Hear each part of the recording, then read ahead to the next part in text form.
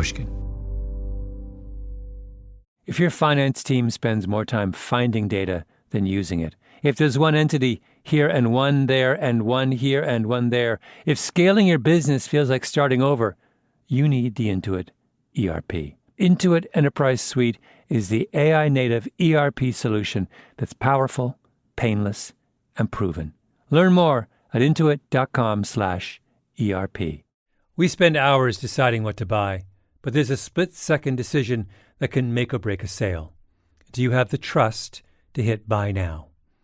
Agentic commerce is testing that moment more than ever. And that's where PayPal comes in. With 25 years of checkouts, 400 million consumer accounts globally, and the benefit of purchase and seller protection, all of which make sure wherever a purchase starts, it ends with trust. Built for payments, growth, and agentic. PayPal Open, built for all business. Visit paypalopen.com. Purchase and seller protections on eligible transactions only. Terms apply. See paypal.com/risk-management for details. Liberty was never just a word. It has guided every American endeavor for the past 250 years. And now it takes form in a new way. The 2026 Semi-Quincentennial Coin and Medal Program from the United States Mint celebrates the founding ideals that have long shaped our coinage. Available 1 year only, this historic collection features new coin designs, limited edition releases, and reissues. Shop new official coins at usmint.gov/semiq. That's usmint.gov/SEMIQ. A few weeks ago, when the leaves had just started to turn up here in Hudson, one of our revisionist history producers, Ben Naddaff-Hafrey, came by the offices of Pushkin North. In the grand tradition of revisionist history, he'd recently been flying around the country working on a story when an unexpected encounter got him thinking about something entirely different. I had a really unlucky day of travel a couple weeks ago. I was in San Francisco and I was trying to get to Los Angeles, but I had to rebook my flight because of an urgent work meeting that got moved. And when I got to the airport, I realized I'd rebooked it 2 weeks after I was trying to fly. And I was trying to save money. I got the cheapest ticket possible, so I could not change the flight. And so I just had to rebook on the cheapest flight I could find, which was a Southwest flight from San Francisco to Los Angeles via Las Vegas, which makes no sense. No sense. Absolutely no sense. No sense. So then I got on the air train going the wrong way. I wound up on this median strip of the highway. I was coming from a wedding and my suit bag broke. And my suit was flying all over the place and just a bad luck day. But, I made the flight, wound up in Vegas, and they have all these slot machines in the airport. Just a dreadful airport, as you've recently pointed out. This was my first time in Vegas. And I had exactly $1 in my pocket. And I thought, my luck has been so bad. Surely it's time for it to change. And so having never played a slot machine before, I put the $1 in this kung fu slot machine and just promptly lost it. Just lost my $1 entirely. Okay. So defeated, I got on my flight on Southwest where they let you choose your seat. So I was just walking, resignedly down the aisle. And then I see an open seat next to an off-duty pilot, which suddenly made me think that my luck was changing. Because I was like, here is a chance for me to finally ask a question that I have for a very long time been obsessed with answering. Yeah. Why do all pilots have the same voice? Welcome to Revisionist History, my show about things overlooked and misunderstood. Today's episode is a conversation with Ben Naddaff-Hafrey, digging into whether and why all pilots sound the same and what that might tell us about aviation and human nature.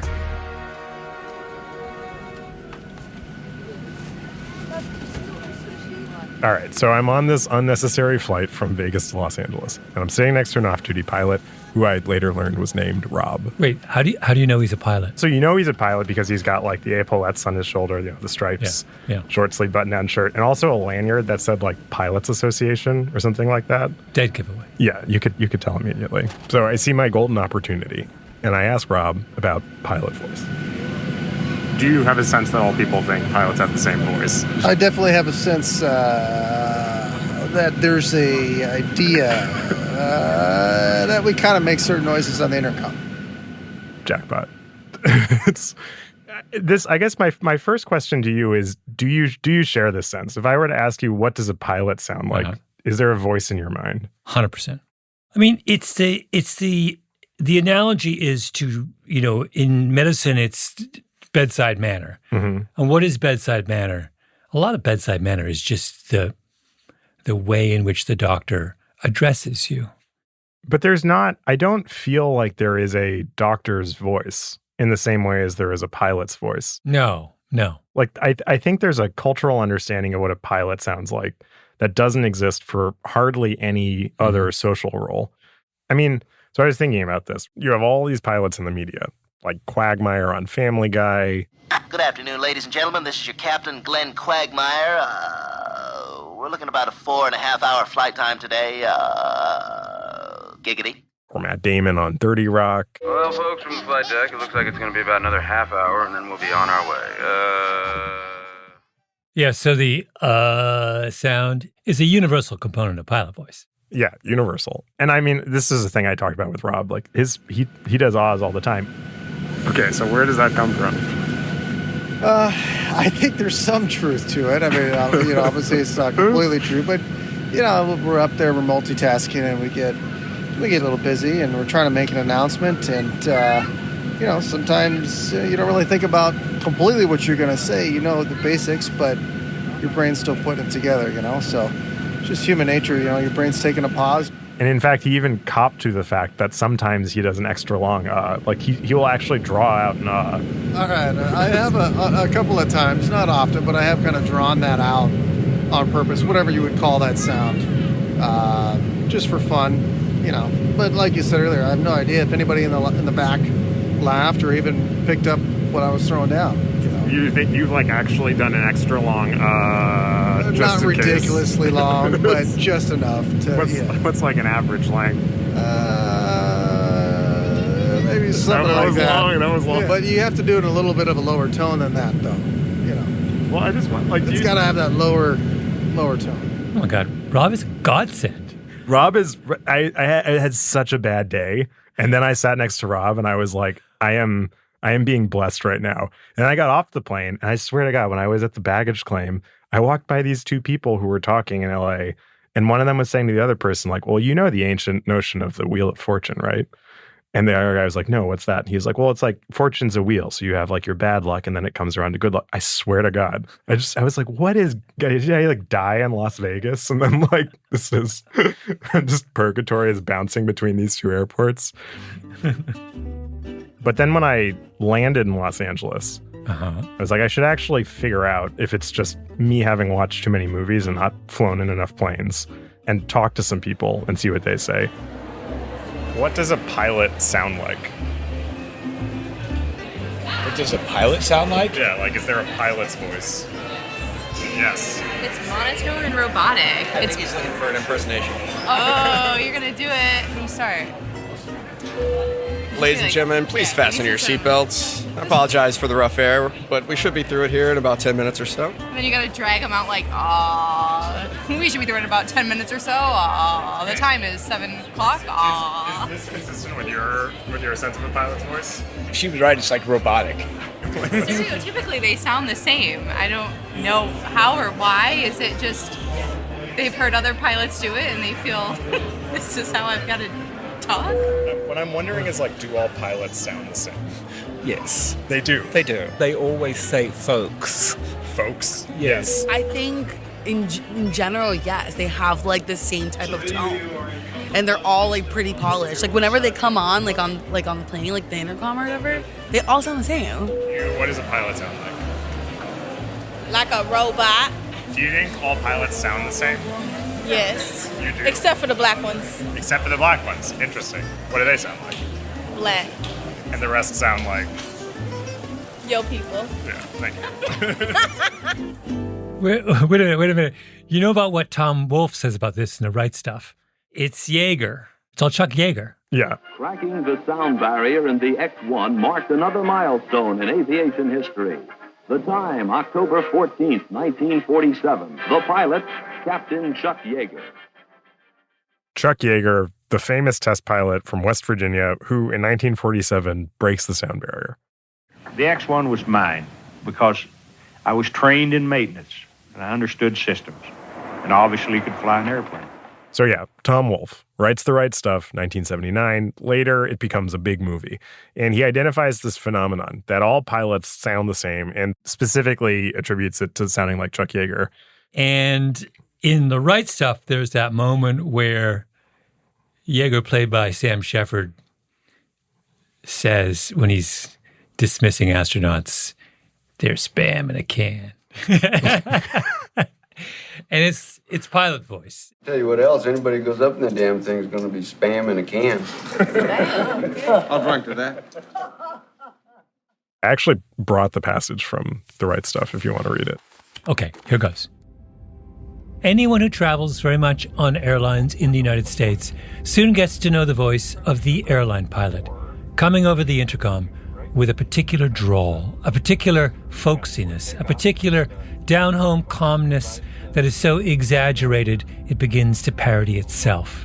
The voice that tells you as the airliner is caught in thunderheads and goes bolting up and down 1,000 feet at a single gulp to check your seatbelts because it might get a little choppy. Who doesn't know that voice? And who can forget it even after he is proved right and the emergency is over? That particular voice may sound vaguely Southern or Southwestern, but it is specifically Appalachian in origin. It originated in the mountains of West Virginia, in the coal country in Lincoln County, so far up in the hollows that, as the saying went, they had to pipe in daylight.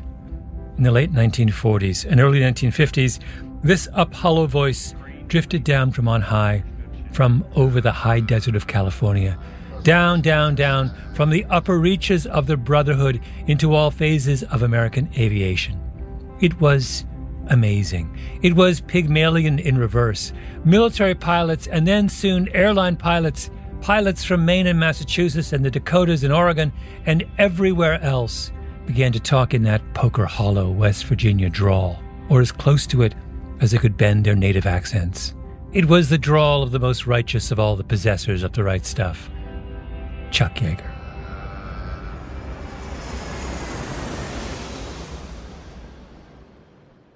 Tom Wolfe is so just amazing. So good.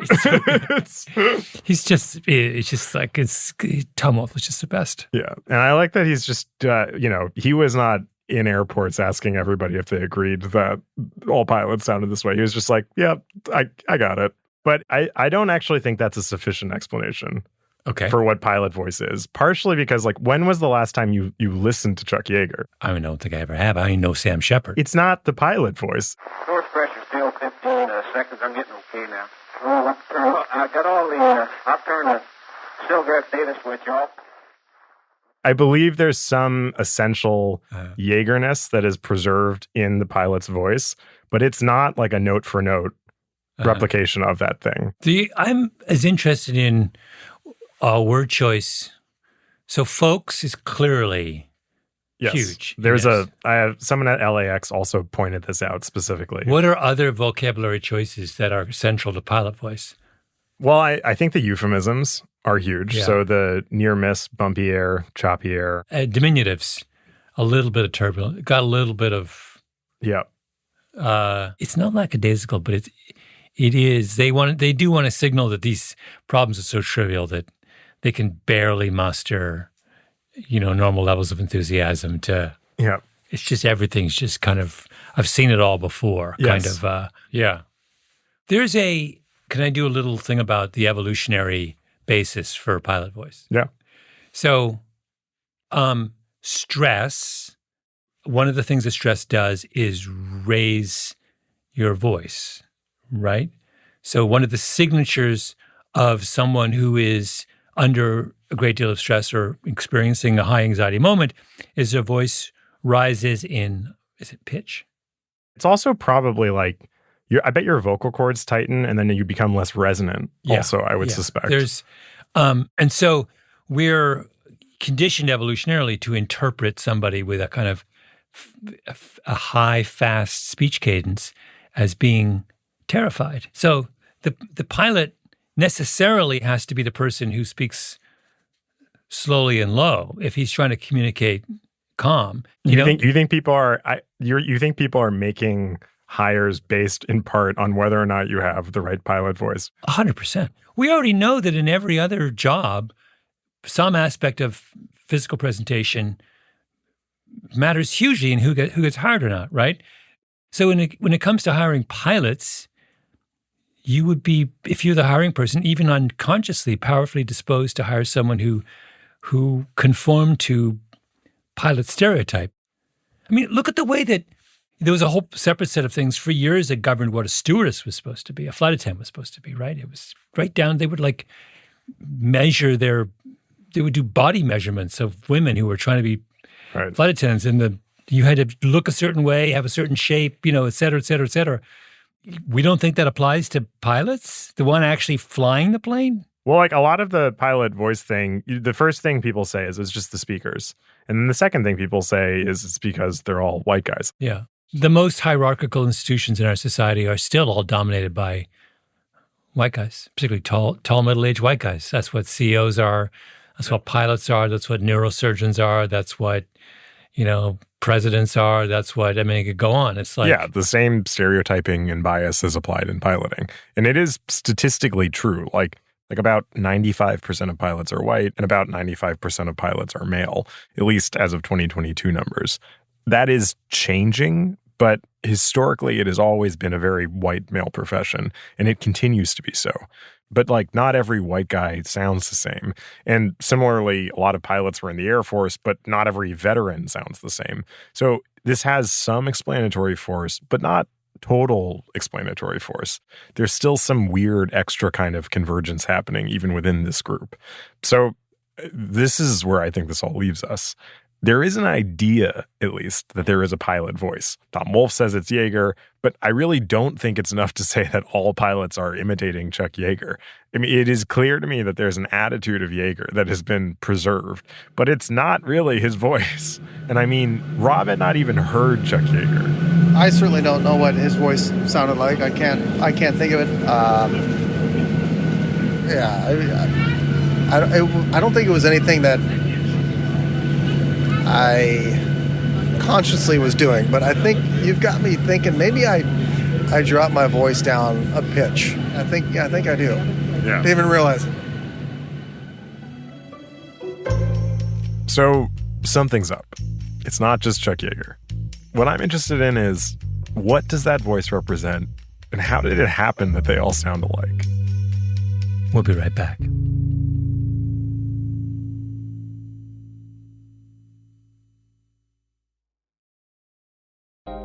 If you want all of your data in one place, if you want a single home for all of your entities, if you want to spend more time working and less time searching, you need the Intuit ERP. I know because I'm Damon John, and I run my growing business on Intuit Enterprise Suite, the AI native ERP that's powerful, painless, and proven. Learn more at intuit.com/ERP. Liberty was never just a word. It has guided every American endeavor for the past 250 years. And now it takes form in a new way. The 2026 Semi-Quincentennial Coin and Medal Program from the United States Mint celebrates the founding ideals that have long shaped our coinage. Available 1 year only, this historic collection features new coin designs, limited edition releases, and reissues. Shop new official coins at usmint.gov/semiq. That's usmint.gov/SEMIQ. We spend hours researching products online and deciding what to buy, but there's a split-second decision that can make or break a sale. Do you have the trust to hit the Buy Now button? The way we discover and compare things is evolving, happening faster and influenced by new forms of intelligent advice.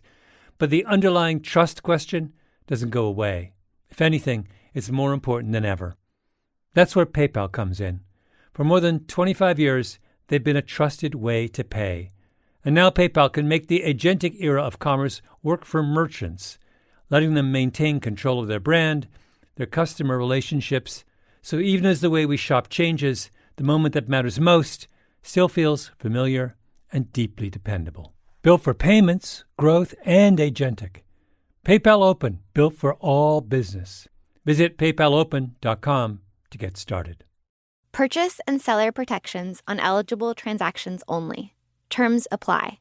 See paypal.com/risk-management for details. Can I do another analogy here? Yeah, please. So I was thinking about this as you were talking, which is there's a whole literature on contrition in the cases of accused criminals. So you're in court, you're making your statement, or you're talking and the jury's listening. One of the things that juries weigh the heaviest is whether or not they feel like the accused is displaying contrition, right? They have an expectation. There was an expectation about a certain mode of self-presentation. Now, no one really knows what contrition looks like. There actually isn't. We know what happiness looks like. We know what anxiety looks like. We know what anger looks like. We don't really know what contrition looks like. All we know is that contrition is really, really, really important. And in its absence, juries deliver much harsher penalties, much more likely to call you guilty, or the judge is much more likely to give you a long sentence. So there's a there's a feedback loop between the party that's giving a presentation and the party that's listening. And I wonder what the pilot is expected to communicate is competence and reassurance, right? Now, do we have a formal definition of what those things are? Not really. No, not any more than we do for contrition. But that doesn't mean that we don't spend a huge amount of time communicating it. And we kind of know it when we, it's this vague thing that we know when we see it. People certainly can say he did not. You hear all the time juries saying, he did not seem contrite, right? Anyway, this is all like a long way of saying this. There is this I agree with everything I say. I would just say I would add this, that it's a loop with the audience expectation. Well, so there are these clear ingredients in the pilot voice as it's used by pilots and expected by passengers. You got the drawn out ahs, the slow pace, maybe a bit of southern drawl. But I want to get into the mechanisms by which a whole profession could converge on a specific voice. So I talked to this speech psychologist, Jennifer S. Pardo, who's the director of the Speech Communication Laboratory at Montclair State University. Called her up, said, I want to talk to you about pilot voice. Ever hear of it? I actually asked my husband about it yesterday. He used to actually do flight training for a while, just, as a hobby. And he said, oh, yeah, there's definitely pilot voice. What did he? And he's like, oh, yeah, it's totally from Chuck Yeager. Yeah, he definitely felt like there was, I wouldn't say pressure, but he definitely felt the need to get into this mode of speaking when he was in flight training to show that he was part of the group. I was like, really? Why did you never tell me this? So Jen specifically works on something called phonetic convergence and also communication accommodation theory, which is basically, it's a theoretical frame for a thing that most of us experience. Like you go to London as an American, you're there for 2 weeks, and by the end of the 2 weeks, you start there's some British mannerisms work their way into your speech. Communication accommodation is the study of what the mechanism of that is, how you sort of modify your way of speaking to belong to an in-group or to distinguish yourself from an out-group. And for pilots, it's something that could be happening basically unwittingly because of how much else they're doing in the cockpit. So research in phonetic convergence is trying to really pinpoint some of these internal cognitive mechanisms and how they play around with each other. And this idea of cognitive load and multitasking, right? If it's an automatic process, it's something that would be harder to suppress when you're multitasking. Jen studies this. So she actually looked at like roommates who live together in college and does the way they speak converge over the course of a semester, which often it does. But she said an interesting thing, which is we tend to think of communication as a one-way thing, like broadcasting functionally, but it is a two-way thing. So half of it is how you're communicating, half of it is how you're being perceived. Like if you really were to look at it, like really, really look at it, like take a recording, compare the recording, right, to other recordings, put it in a scientific setting, in a scientific experiment, you'd probably find more differences than similarities. But the similarities matter maybe more, right? So there is this other thing going on where socially or psychologically, because we believe it to be true, we look for evidence that it's true every time we hear it.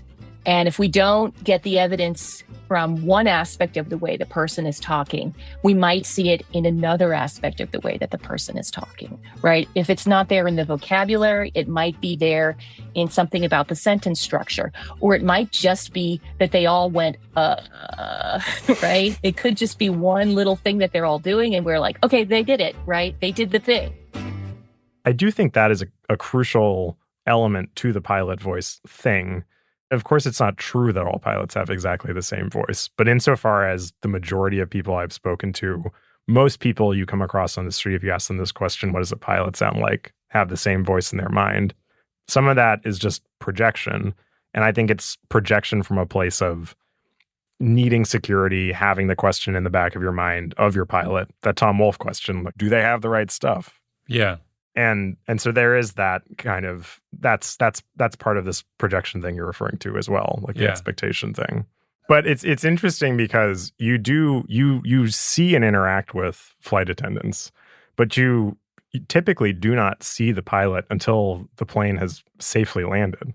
So the only point of contact you have with your pilot up till then is the voice. Yeah. Which they're also aware of. And also it's this crazy situation of they are speaking to several hundred people, all of whom have some kind of background anxiety about flying, which is, in my opinion, just a completely unnatural thing to do. Like, we were not given wings for a reason. Yeah. So you're rocketing through the air in this metal tube, and human error is the number one cause of plane accidents. So you only have the pilot's voice as a way of judging how competent this person is at their actual job, which is something they also are aware of. I actually talked to a captain named Karen who's been flying for a few decades, and she was perfect for this because in addition to being a captain, she teaches at something called the Fear of Flying Clinic, which is ironic because... My last name is not a great pilot name, so... You want to share your last name? My last name is Stahl, and even though there's an H in it, it sounds the exact same, so... People will hear it. So I never say this is Captain Stahl. I always say this is the captain speaking, but I always break that up just so that if there is someone back there who's feeling, nervous about flying, they're gonna be like, okay, that's a sign. I got to get out of here. Captain Stahl. That's really unfortunate. I think it's hilarious. So Captain Stahl, airline pilot, also an expert on why people are terrified of flying, something she can empathize with because she herself really dislikes public speaking. Can I ask, when you were starting, did you feel when you made your first PAs, okay, I know what a pilot's supposed to sound like, and how do I do my version of the voice? Or how conscious were you of this thing? Oh, I was terrified because I would imagine everybody's listening, tuned in and going, oh my gosh, who is that? And her voice doesn't sound like what I'm expecting up there. And also not even just that, I just wasn't comfortable with a microphone in my hand. So I guarantee you my voice was not reassuring when I was making my first PA because I was too nervous. I was very comfortable with the flying part, but not with the making PAs. I would also say it's always male that you hear as a pilot voice when somebody's talking about the pilot voice. So that's one thing about, being a woman in this job is trying to get that voice out there for the girls and for the boys, for just people in general to know it's not all just guys flying the plane. She has a great voice, doesn't she? She does have a great voice. She's funny too, though. I wonder is what, like, do we like the fact that she seems to have a little bit of a sense of humor? I think we do. Yeah, I feel like there is a certain kind of humor that's not trying to make you laugh, but it shows that the person finds the situation amusing. It's like more a reflection of the fact that they're kind of bemused by everything than that they're, trying to be a comedian or something. You want somebody who's got like a pretty upbeat view of the world and is unharried. Yeah. That's right. Yeah. She has that is that kind of one eyebrow slightly raised. Yeah, like she gets what's funny about her name, for instance. But where it leads me is it does seem like there's an awareness in pilots that you have to communicate competence, like sound like a pilot, because you're answerable to the people in the back who don't have any other way of telling if you're doing a good job. Like they don't know at all what it means to fly the plane, right? Yeah, yeah. And then in terms of conveying to people, one thing that I've found, it's very helpful for people to hear your voice when there is turbulence, because people just want to hear your voice and then they can go like, oh, good. So for me, it's just trying to be natural and comfortable and making PAs that are reassuring to people. That's the goal. It's going to be more what the message is and the tone of voice, so that it's not something that's going to make somebody fearful just in the fact that if my voice sounded fear-inducing in some way.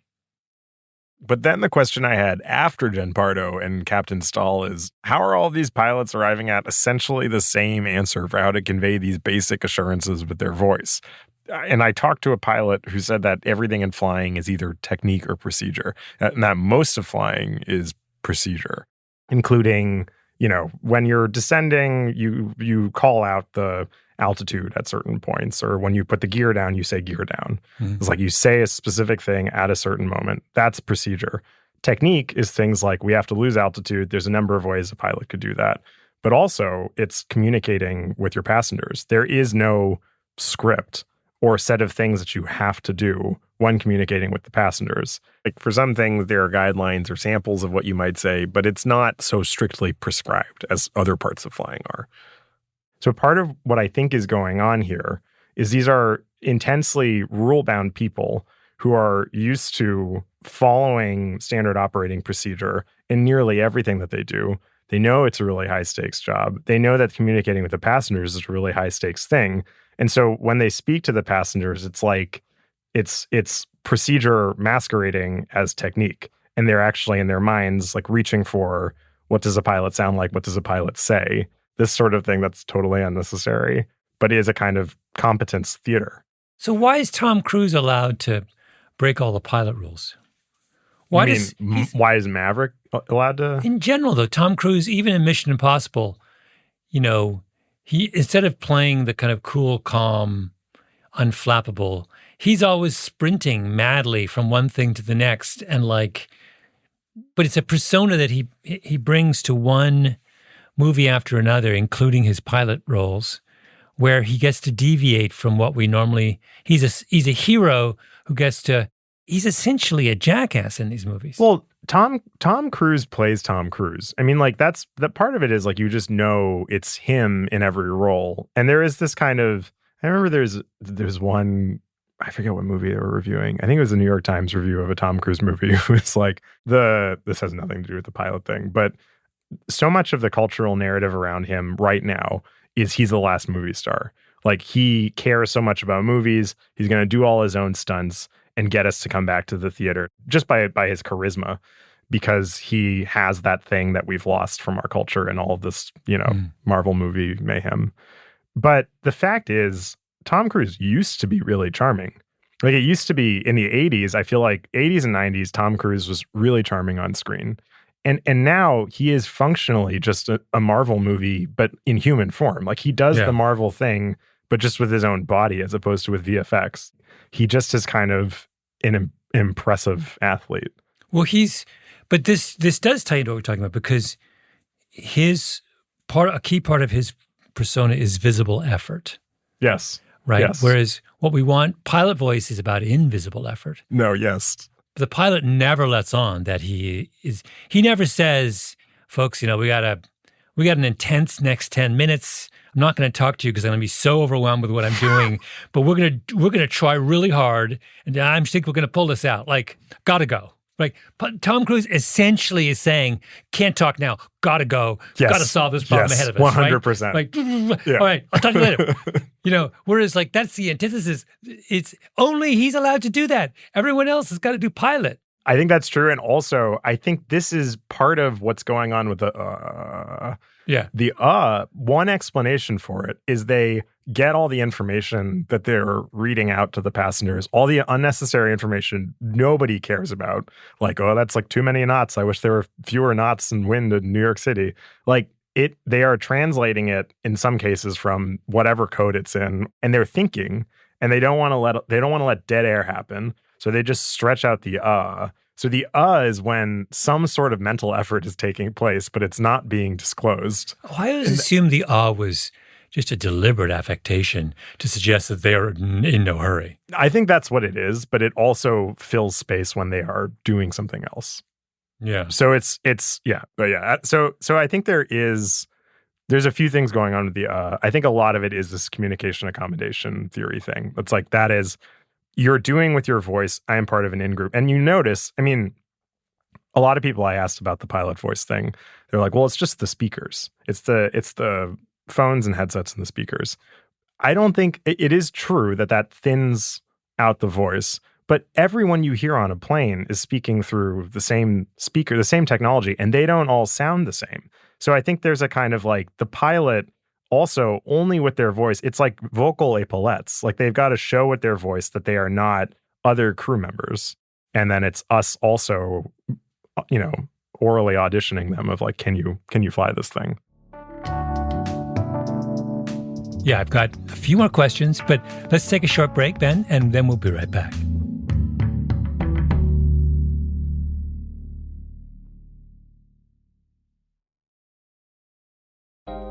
If you want all of your data in one place, if you want a single home for all of your entities, if you want to spend more time working and less time searching, you need the Intuit ERP.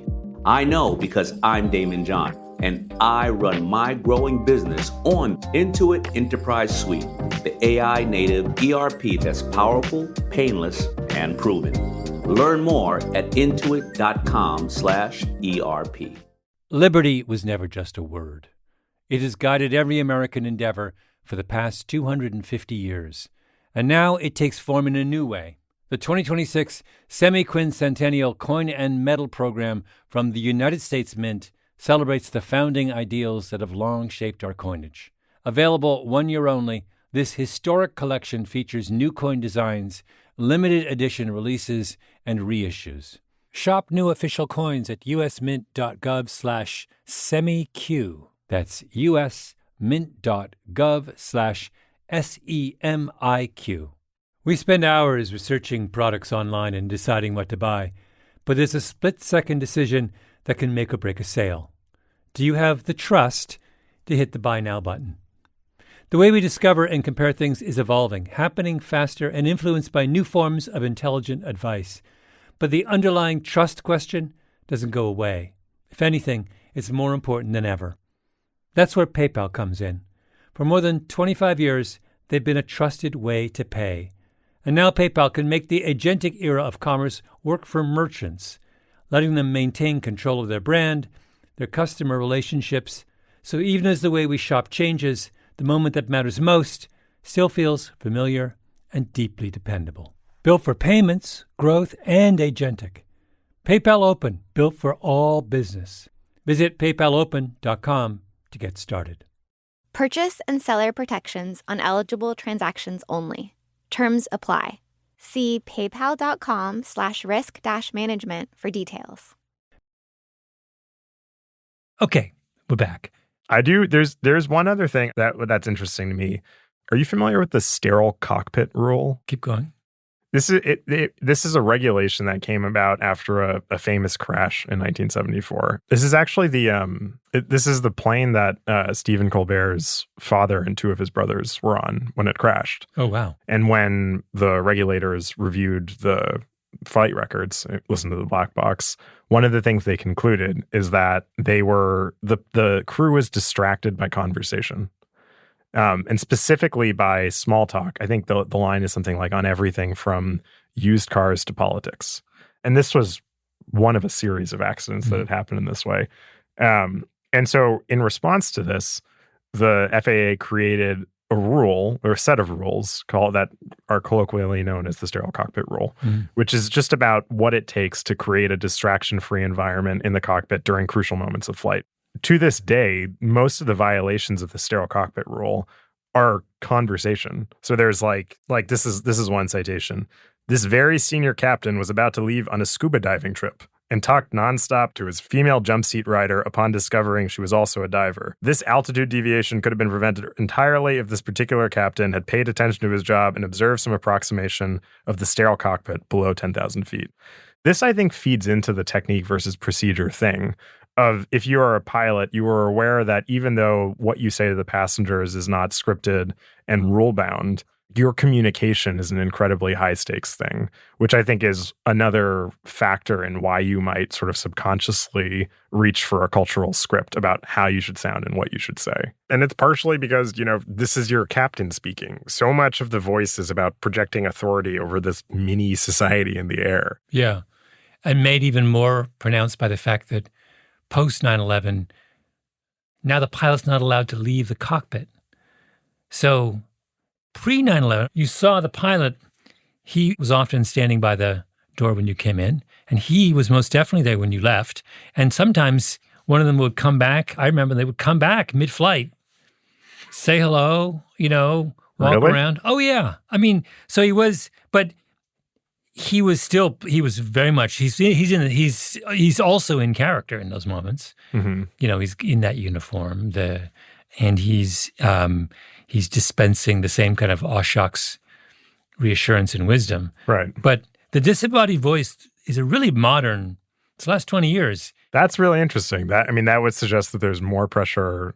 Theoretically, there would be an increase in pilot voice. Yeah. In the last 20 years. Or at least it would explain persistence of pilot voice. Right. Even as it becomes a more diverse profession. Yeah. Right. It persists because that's all it got. Right. Yeah. I wonder if it's a crazy time to be flying right now. The past summer was a historically bad time to fly. There's all this nutty weather. There's all these delays. There was the New York Times investigation that showed near misses are happening way more often than anyone thinks. And then a Washington Post investigation a week later that said thousands of pilots are claiming disabilities to the VA that if they were disclosed to the FAA would make them unfit to fly. So it feels very much like flying is a house of cards right now. It's not dangerous. It is not actually dangerous to fly. It's statistically quite safe to fly, but it is a highly pressurized moment in flight, which is why I think it's kind of an interesting time to think about the pilot's voice thing. There's a lot of pressure on that voice right now. There's also a really big pilot shortage, and then there's also the rise of AI simultaneously. And there are companies that are basically trying to replace pilots. And I was reading this NASA presentation that raised the question of whether we should automate pilots, because human error is once again the number one cause of flight accidents. And what he concluded was pilots may cause problems, but they also, through their human ingenuity and their ability to basically have the right stuff, can fix problems too. And a lot of flying is already on autopilot. So when you really need a pilot is when something unexpected happens, when your luck changes and something goes totally wrong. Which, brings me to the last thing I want to play you today, which is, have you ever listened to the flight deck audio of The Miracle on the Hudson of Sully communicating? No, I never have. It's not him communicating to his passengers, but it is him communicating from the flight deck. This was the famous emergency landing in 2009 when Captain Sully Sullenberger landed his Airbus A320 in the Hudson River after some birds got caught in the engines. And to me, it illustrates the ideal that I think the pilot voice is in its essence conveying. Not a Chuck Yeager impression or some classic male stereotype, but a human ideal about our ability to solve even the hardest problems under the greatest stress. This is Cactus 1539. Hit birds. We've lost thrust on both engines. Returning back towards LaGuardia. Okay, you need to return to LaGuardia. Turn left heading up 220. 220. Tower, stop your departures. Got emergency returning. It's 1529. He bird strike. He lost all engine. He lost the thrust in the engines. He's returning immediately. Cactus 1529. Which engines? He lost thrust in both engines, he said. Got it. Cactus 1529. We can get it for you. Do you want to try to land runway 13? We're unable. We may end up in the Hudson. All right, Cactus 1529. It's going to be left traffic to runway 31. Unable. The unable fantastic I'm sorry, Dave, I can't do that. Is the robot voice. That's 100% 2001 A Space Odyssey. Unable. I'm not sure we make any runway. What's over to our right? Anything in New Jersey? Maybe Teterboro? Okay, yeah, off your right side is Teterboro Airport. Do you want to try to go to Teterboro? Yes. Teterboro, Empire. Actually, LaGuardia departure guy, emergency inbound. Hey, got Cactus 1529 over the George Washington Bridge. Wants to go to the airport right now. Wants to go to our airport. Check. Does he need assistance? Yes. It was a bird strike. Can I get him in for runway 1? Runway 1, that's good. Cactus 1529, turn right 280. You can land runway 1 at Teterboro. We can't do it. Okay, which runway would you like at Teterboro? We're going to be in the Hudson. I'm sorry, say again, Cactus? We're going to be in the Hudson. It's just, he's so awesome. It is incredible. That's just unable. The unable is my favorite. Unable. And just in case any listeners aren't familiar, the end of all this is that Sully lands his plane in the Hudson with no fatalities. So it's an incredible artifact. And I think it takes us back to where we started today. You might get unlucky, misbook your flight, rip your suit bag, lose your money in Vegas, get a bird in your plane engines. But if all else fails in this crazy overtaxed system we're stuck with right now, you could still get lucky with the right person flying the plane, no matter what their voice sounds like. The one thing I couldn't stop thinking about, Ben, throughout this whole episode is whether you have a good pilot's voice. Well, yeah, someone in the airport said she thought that, I asked her what a pilot sound like. She was like, you sound like a pilot. And I really don't think that I do. But do you think you have a good pilot's voice?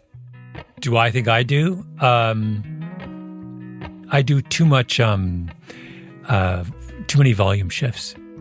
Yeah. So it's not, I need my hands as well to communicate properly. There's all kinds of reasons I think I would fail as a pilot, those being the principal ones. Yeah. I think I would chiefly fail at flying the plane. I flew a plane only once, and in the presence of an experienced co-pilot, and my co-pilot was a rabbi who flies on the side.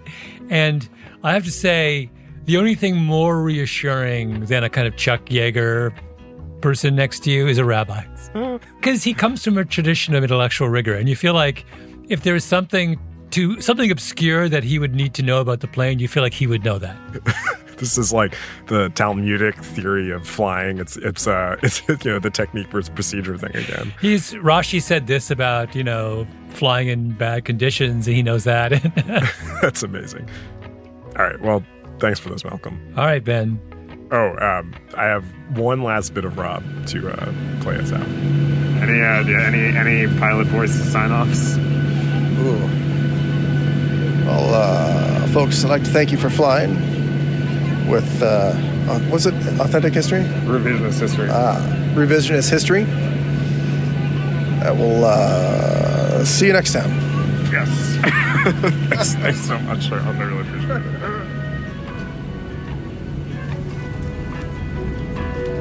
Folks, this episode of Revisionist History was produced by Ben Naddaff-Hafrey, Jacob Smith, and Tali Emlin. Editing by Sarah Nix. Original scoring by Luis Guerra.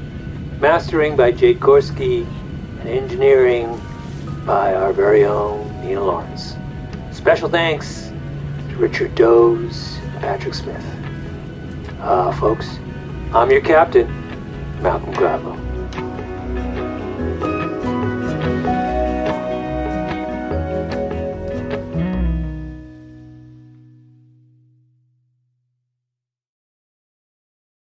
Liberty was never just a word. It has guided every American endeavor for the past 250 years. And now it takes form in a new way.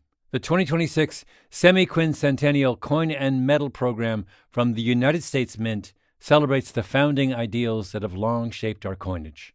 Available 1 year only, this historic collection features new coin designs, limited edition releases, and reissues. Shop new official coins at usmint.gov/semiq. That's usmint.gov/SEMIQ.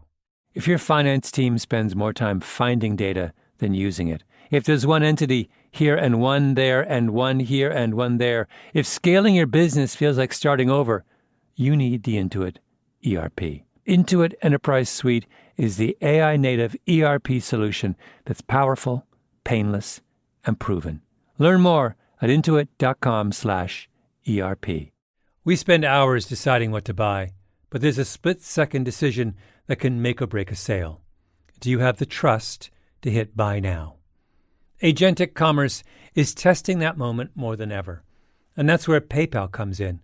With 25 years of checkouts, 400 million consumer accounts globally, and the benefit of purchase and seller protection, all of which make sure wherever a purchase starts, it ends with trust. Built for payments, growth, and agentic. PayPal Open, built for all business. Visit paypalopen.com. Purchase and seller protections on eligible transactions only. Terms apply. See paypal.com/risk-management for details.